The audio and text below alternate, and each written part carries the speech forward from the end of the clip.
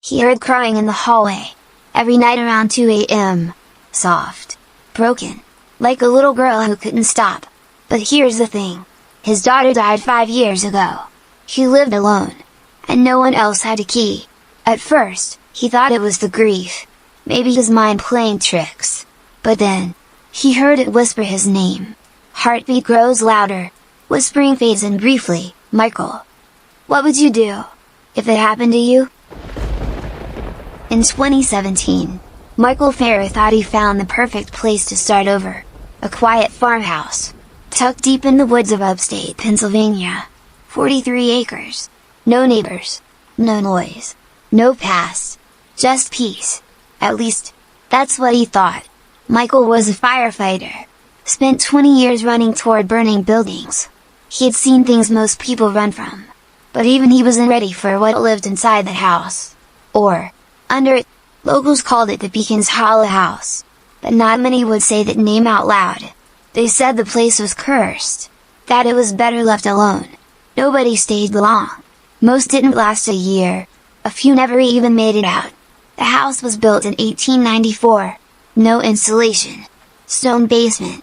Narrow halls. The kind of place that holds sound. Echoes it. Or hides it. Depending on what you're listening for. There was no internet out there. No cell service. No cameras. No neighbors to hear you scream. Just you. And the woods. And the silence. Michael didn't care. He just wanted to disappear for a while. He didn't ask questions. Didn't care why the last owners left without taking their things. Why the mail was still in the box. Or why the bedroom doors were all nailed shut from the outside. He just unpacked. Turned the key, and moved in. It started small. Just little things. The kind of stuff you almost don't notice. But they build up. They get under your skin. Michael said it was the walls that got to him first. Every night, sometime after midnight, he'd hear this sound.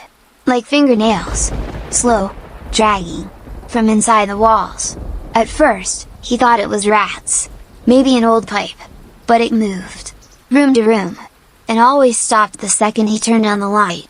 Then the tools started going missing. A wrench here. A screwdriver there. Gone one day. Then back the next. But always in the wrong place. Always laid out, just so. As if someone was trying to say something. His dog, Charlie, wouldn't go near the basement. Every time Michael opened the door, the dog backed away. Growling. Whining. One time, Charlie ran outside and didn't come back until morning. Then came the TV. 3:17 a.m. Every night. No sound. No channel. Just static. And a black screen. Like it was watching him. One night, he went into the attic to store some boxes. That's when he found the photo. Old. Faded. A man, a woman. 2 kids. Smiling.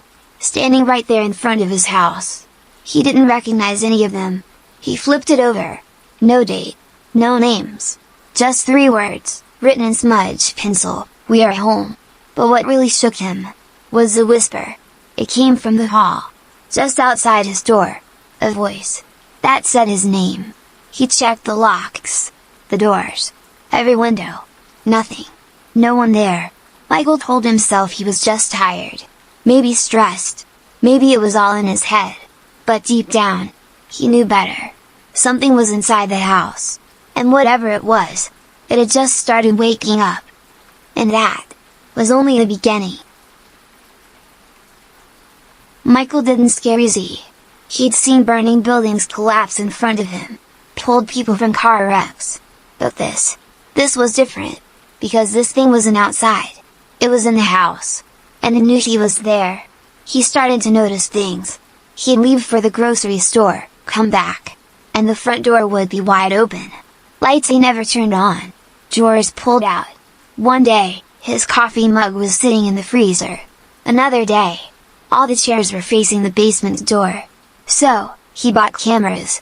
Set them up all around the house. Living room. Kitchen. Upstairs hallway. One just outside the basement. The first few nights, nothing. But on the 4th night, something showed up. A figure. Just for a second. Right by the basement door. It didn't move like a person. It slid. The camera picked up something else too. Audio. A voice. Not clear.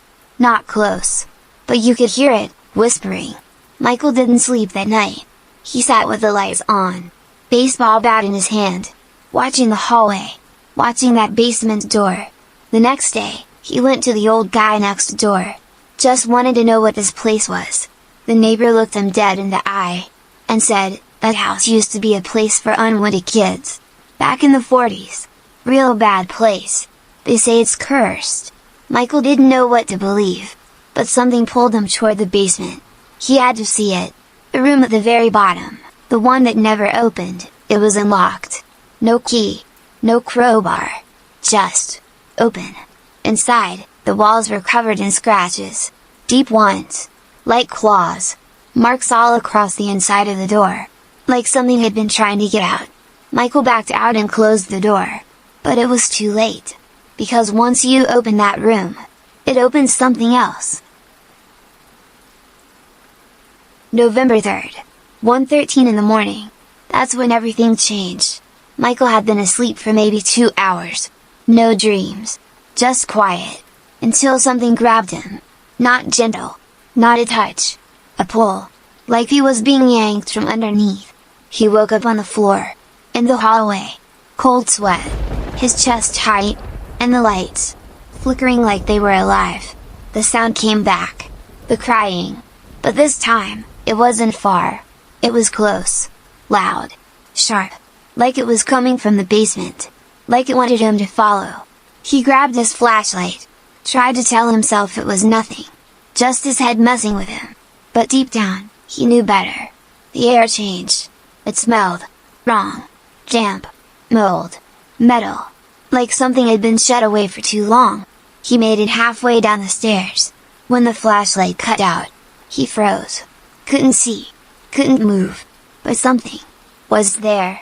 Right in front of him. He didn't scream. Didn't run. Because the next thing he remembers is waking up. Lying face down in the woods. Freezing cold. Dirt in his mouth. Cuts on his arms. He was 2 miles from the house. No shoes. No phone. No idea how he got there. Just that voice still in his head. And for the first time, Michael realized, whatever was in that house, it didn't just want to be seen, it wanted him. The next morning, Michael drove straight to the police station. Still shaking. Still covered in dirt. He told them everything. The noise. The basement. The voice. Waking up in the middle of the woods with no memory of how he got there. The cops agreed to take a look. They showed up later that day, 4 of them. Nothing out of place. No forced entry. No signs of a break-in. Just one thing they couldn't explain. That room at the bottom of the stairs was wide open. No lock. No damage. Just open. Like it had been waiting. On the far side of the room, under a pile of old crates, they found a journal. Leather cover. Water-damaged pages. Dates going back to 1942. It belonged to a man named Father Ellis. A caretaker. Or maybe something worse. He wrote about the children. How they were left there by parents who didn't want them. How he was told to keep them quiet. And how punishment was necessary. One entry read, "The girl is in the wall now. She cries too much. The others must not follow." Some of the names he wrote down matched the whispers caught on Michael's recorder. The ones begging not to be seen. Michael sent the footage to 2 different investigators. Both files came back corrupted. One of them told him, "Whatever's on here didn't want to be seen twice." Michael tried to sell the house. No one wanted it. Not even for free. His listing vanished off real estate sites within hours. One of the agents said the address triggered red flags. Something about a flagged death record from the 1950s. No body ever found. Michael finally gave up. He packed a bag, drove west, left the house behind. But even now, he still hears it. The crying. Late at night. In hotel rooms. On empty roads. In his sleep. The house sat empty for a few years. Boards on the windows. Weeds through the floorboards. Nothing but silence. Until someone moved in. In July of 2021, a young couple bought the place. Married. One baby thought it just needed a little fixing up. They lasted 11 days. On day 3, the baby monitor caught something strange. The child was asleep. But in the corner of the room stood a figure. No face. No movement. Just standing there. Watching. The same voice came through the audio. Raspy. Cold. And it didn't speak to the baby. It said one name. "We remember you, Michael." The video got leaked online. People said it was edited. A hoax. But the couple? They packed up and left that night. No forwarding address. Just gone. Nobody's lived there since. Nobody's tried. Michael. But here's the part that still gives people chills. The part that doesn't make sense. A crew went in to clear out what was left. They found a mirror in the attic. Old. Dusty. Covered with a blanket. The reflection wasn't right. Because in the glass, standing behind the man holding the camera, was someone else. It was Michael. Except, Michael hadn't stepped foot inside the house since 2017. And the man in the mirror? He was smiling back. Still here? Some say it was just stress. Others call it a haunting. Or maybe something worse. A house that remembers everyone who steps inside. And doesn't always let them go. Michael never went back. But the house?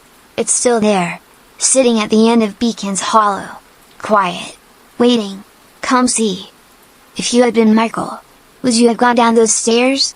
Would you have opened that door? Or would you have left? The moment you heard the first whisper? Tell us what you would have done. In the comments. And if you've ever heard something you couldn't explain. If you've ever seen something move when it shouldn't have, you're not alone. This was one story. But we've got more. And the next one might be even closer to home than you think.